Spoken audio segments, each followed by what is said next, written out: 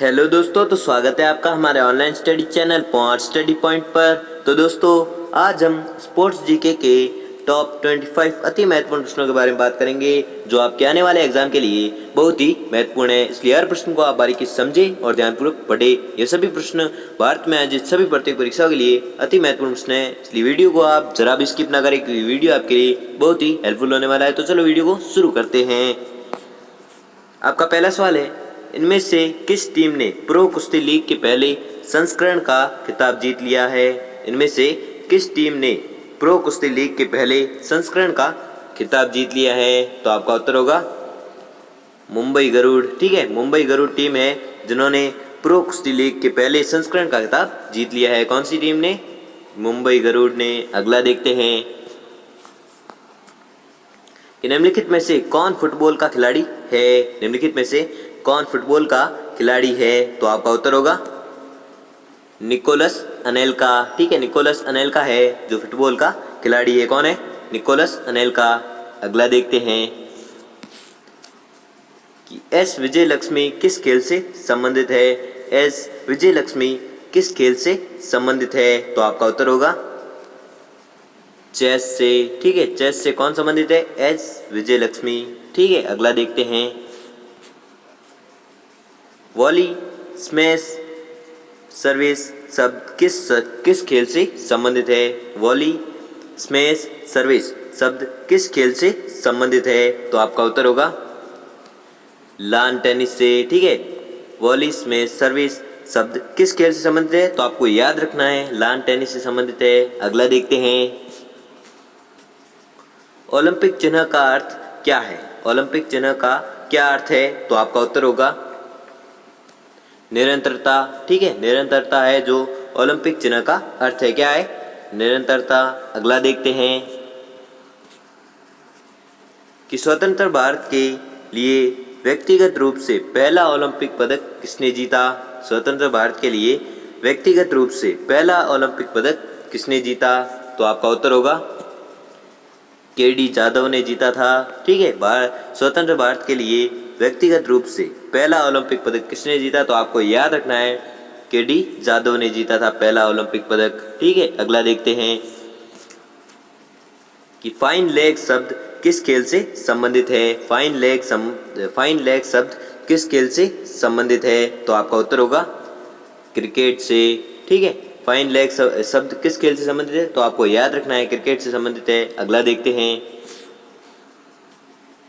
कि Asian boxing champion 2019 में भारत ने कितने पदक जीते?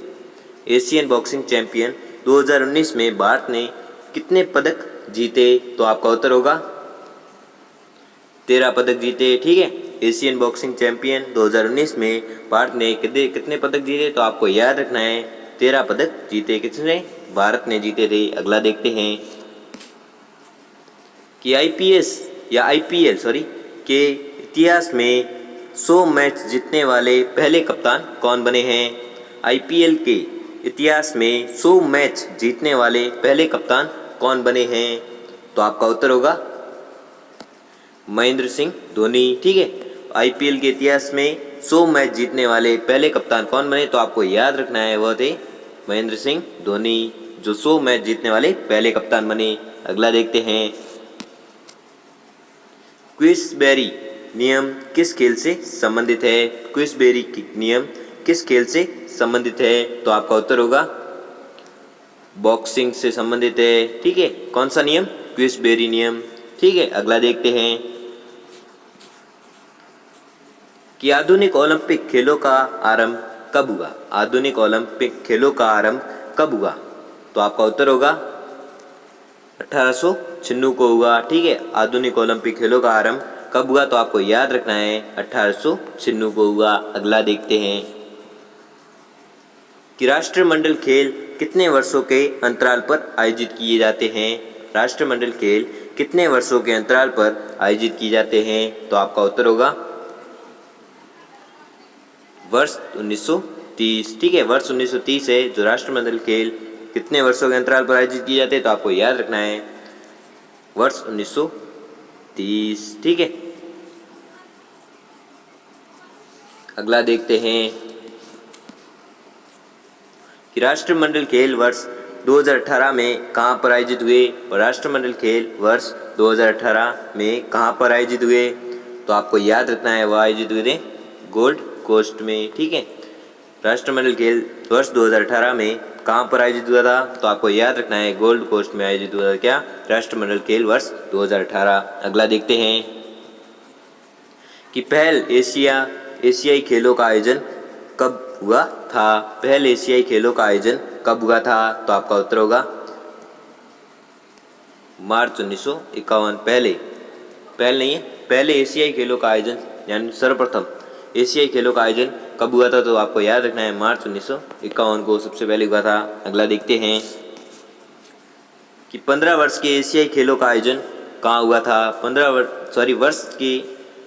वर्ष के एशियाई खेलों का आयोजन कहाँ हुआ था। वर्ष के एशियाई खेलों का आयोजन कहाँ हुआ था, तो आपको याद रखना है कहाँ हुआ था, जकार्ता में। ठीक है, वर्ष के एशियाई खेलों का आयोजन कहाँ हुआ था, तो आपको याद रखना है जकार्ता में हुआ था। अगला देखते हैं कि राष्ट्रमंडल खेल कितने वर्षों के अंतराल पर आयोजित किए जाते हैं। राष्ट्रमंडल खेल कितने वर्षों के अंतराल पर आयोजित किए जाते हैं, तो आपका उत्तर होगा 4 वर्ष के अंतराल में आयोजित किए जाते हैं। क्या राष्ट्रमंडल खेल कितने वर्षों के अंतराल में खेले जाते हैं, आयोजित किए जाते हैं 4 वर्षों के अंतराल में। अगला देखते हैं भारत का राष्ट्रीय खेल कौन सा माना जाता है। भारत का राष्ट्रीय खेल कौन सा नहीं है, सॉरी कौन सा है। ठीक है, मिसप्रिंट है ठीक है, गलती हो जाती है। क्या है कि भारत का राष्ट्रीय खेल कौन सा माना जाता है, तो आपको याद रखना है क्रिकेट। ठीक है, आपको कोई क्वेश्चन अगर समझ में नहीं आया हो तो हमें कमेंट में ज़रूर बताएं। ठीक है, हम उनका सलूशन ज़रूर करेंगे। ठीक है, तो भारत का राष्ट्रीय खेल कौन सा माना जाता है, तो आपको याद रखना है क्रिकेट। ठीक है, अगला देखते हैं कि विजय हजारे ट्रॉफी किस खेल से संबंधित है। विजय हजारे ट्रॉफी किस खेल से संबंधित है, तो आपका उत्तर होगा क्रिकेट से संबंधित है। कौन सी ट्रॉफी, विजय हजारे ट्रॉफी। अगला देखते हैं कि बास्केटबॉल के खेल में एक पक्ष में खिलाड़ियों की संख्या कितनी होती है। बास्केटबॉल के खेल में एक पक्ष में खिलाड़ियों की संख्या कितनी होती है, तो आपका उत्तर होगा 5 होती है। ठीक है, बास्केटबॉल के खेल में एक पक्ष में खिलाड़ियों की संख्या कितनी होती है, तो आपको याद रखना है 5 होती है। अगला देखते हैं कि वाटर पोलो खेल में एक पक्ष में खिलाड़ियों की संख्या कितनी होती है। वाटर पोलो खेल में एक पक्ष में खिलाड़ियों की संख्या कितनी होती है, तो आपका उत्तर होगा 7 होती है। ठीक है, अगला देखते हैं कि संयुक्त राज्य अमेरिका का राष्ट्रीय खेल क्या है। संयुक्त राज्य अमेरिका का राष्ट्रीय खेल क्या है, तो आपका उत्तर होगा बेसबॉल। ठीक है, बेसबॉल है जो संयुक्त राज्य अमेरिका का राष्ट्रीय खेल है। कौन सा, बेसबॉल। अगला देखते हैं कि मुक्केबाजी खेल के खेल परिसर को किस नाम से जाना जाता है। मुक्केबाजी खेल के खेल परिसर को किस नाम से जाना जाता है, तो आपका उत्तर होगा रिंग। ठीक है, मुक्केबाजी खेल के खेल परिसर को किस नाम से जाना जाता है, तो आपको याद रखना है रिंग के नाम से जाना जाता है। किसको, मुक्केबाजी खेल के खेल परिसर को। अगला देखते हैं कि जूडो कराटे ताइक्वांडो के खेल जिस परिसर में होते हैं उसे खेल परिसर कहा जाता है। यानी कौन से खेल परिसर में होते हैं उस खेल परिसर को क्या कहा जाता है। प्रश्न ऐसे पूछा है कि जूडो कराटे ताइक्वांडो के खेल जिस परिसर में होते हैं उस परिसर को कहा जाता है। क्या कहा जाता है, तो आपका उत्तर होगा मेट। ठीक है, मेट कहा जाता है। जूडो कराटे एवं ताइक्वांडो के खेल परिसर को क्या कहा जाता है, मेट कहा जाता है। अगला देखते हैं कि बेसबॉल के खेल परिसर है, सॉरी परिवार नहीं है, आपको कंफ्यूज नहीं होने, ये परिसर है। ठीक है, बेसबॉल के खेल परिसर को क्या कहा जाता है, ऐसा प्रश्न है तो आपको याद रखना है क्या कहा जाता है, फील्ड। ठीक है, फील्ड कहा जाता है किसको, बेसबॉल के खेल परिसर को। अगला देखते हैं कि दिया गया शब्द गैम्बिट किस खेल से संबंधित है। दिया गया शब्द गैम्बिट किस खेल से संबंधित है, तो आपका उत्तर होगा शतरंज से संबंधित है।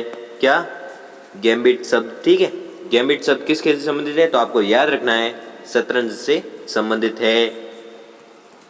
तो दोस्तों आपने 25 में से कितने प्रश्न सही किए वो हमें जल्दी से जल्दी कमेंट में ज़रूर बताएं। और अगर आपको वीडियो थोड़ा सा भी अच्छा लगा हो तो वीडियो को लाइक कर लीजिए, चैनल को सब्सक्राइब कर लीजिए और बेल आइकन को प्रेस कर लीजिए, जिससे कि हमारी वीडियो की नोटिफिकेशन आपको मिलती रहेगी। धन्यवाद।